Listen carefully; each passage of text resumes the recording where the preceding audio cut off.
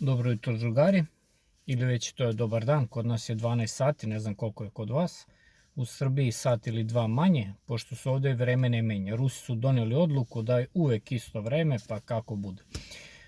O čemu bih teo sada popričam? Čitam vaše komentare u vezi jučerašnjeg videa i ostao sam dužan i prošli put kad sam odgovarao nekih tamo 40 minuta na vaša pitanja, čoveku koji je postavio pitanje u vezi toga šta se dešava u Belorusiji. U Belorusiji se stanje smiruje. Zašto? Zato što je za razliku od Ukrajine, kada Januković nije hteo da da naređenje svojim silama bezbednosti da rasteraju demonstrante koji su hteli da unište državu, Lukašenko se nije libio toga, izveo je na ulice ne samo policiju nego i vojsku i najradikalnije demonstrante su žestoko, da kažemo tako, nakazali. Neko je dobio ni kriv ni dužan, nije pravio nikakve probleme, izašao je na proteste. U Belorusiji nije sve tako lepo, međutim nije ni sve tako loše. Belorusija ima mogućnost da bira između Lukašenka, koji vodi državu sa više nego umerenom diktaturom, i između Tihanovske, koja vodi državu u propast.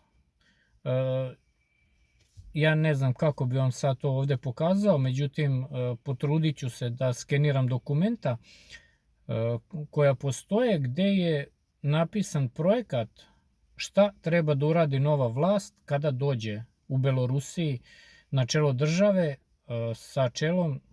na čelu sa Tihanovskom. Tamo je bilo rasturanje svih ekonomskih odnosa sa Rusijom, to znači doviđenja ekonomiji. Zašto? Zato što sve, no ne sve, međutim nekih 80% proizvoda Belorusije se prodaje u samoj Rusiji. Jedino što se izvozi po celom svetu iz Belorusije to je veštačko đubrivo i osnovni razlog zašto se ono ne proizvodi u Evropi i u drugim razvijenim zemljama sveta, nego u Belorusiji je taj što je njegova proizvodnja štetna za okolinu.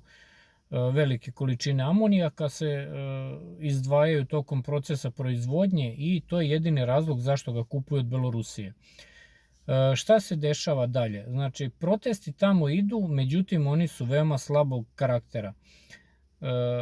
Glavni, da kažemo tako, koordinator protesta je čovek koji ima beloruski pasoš, nalazi se u Poljskoj i iz Poljske putem Telegram kanala organizuje sve te proteste. On sam je potvrdio u jednom intervjuu da ga za to plaća vlada Poljske, znači konkretno se zna ko stoji za tih protesta, stoji vlada Poljske, zato što ona finansira organizovanje. Hteli mi to ili ne hteli da priznamo, tako jeste. Lukašenko je dozvolio jedan deo protesta, znači dozvolili su proteste sve dok su mirni. Znači čim protesti prelaze u fazu kada počinju da pale kontejnere, da lupaju tamo prodavnice, tada reaguje policija i stvarno nikog ne žale tamo.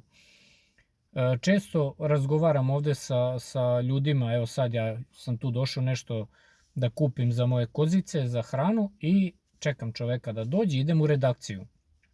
Ja sam tamo u uredništvu kanala našeg i razgovaramo kakva je razlika između protesta u Srbiji i kakva je razlika između protesta u Belorusiji, na primer.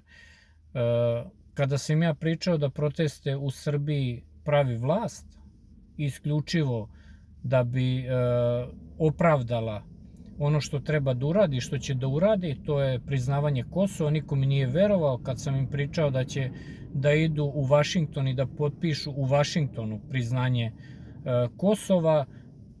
Nisu mi se smejali, pošto su to ljudi koje dugo znaju, međutim sa nevericom su to sve slušali. Međutim sve se tako desilo i to je veoma jednostavno pokazati, za razliku na primer od Belorusije gde je narod ustao i izlazi na ulice da sruši državu.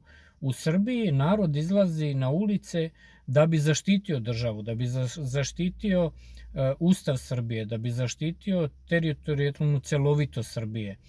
A tamo je sasvim drugačije.